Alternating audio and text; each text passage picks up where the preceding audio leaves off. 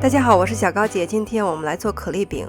这个饼很薄，你可以看到它的边缘是一个很薄，有一点脆的这种感觉，但是这个饼皮呢本身呢又是比较柔软的。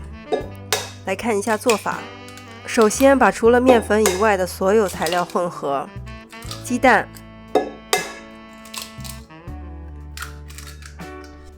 1杯水，加1杯橙汁。今天我做的是这个香橙口味的，比较经典的配方就是2杯牛奶。取一点皮，只要橙色的部位，不要白色的。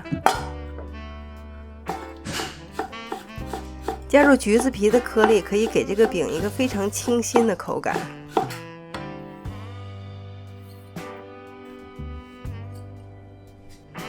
加入糖，一点点盐提味儿。最后放2大勺油，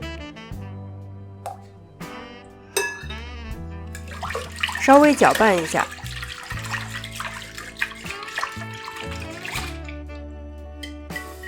然后放入面粉。你过筛一下也可以，但是我自己感觉区别不是很大。这个地方要把它搅拌均匀，看不到面粉颗粒为止。我大概搅拌了2-3分钟。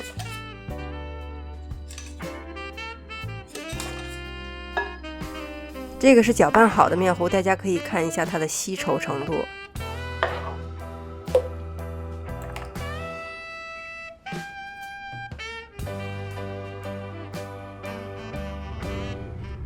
首先把锅烧热，然后涂一层油，我用的是融化的黄油，你也可以用植物油。这个是1/3杯的2勺。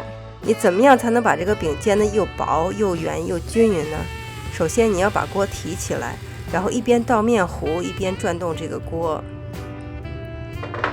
这样这个面糊在锅的表面停留的时间很短，它迅速的流到下一个部位。全程都是小火烙饼。我这个锅是1分半钟翻面，我拿手机定的时，翻过来之后这个颜色是非常漂亮。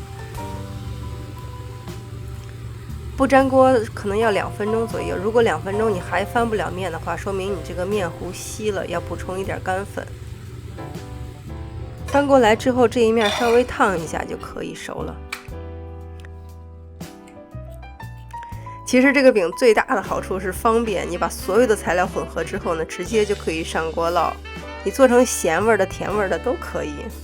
我们家最受欢迎的是卷香蕉和巧克力酱，再撒一些糖粉。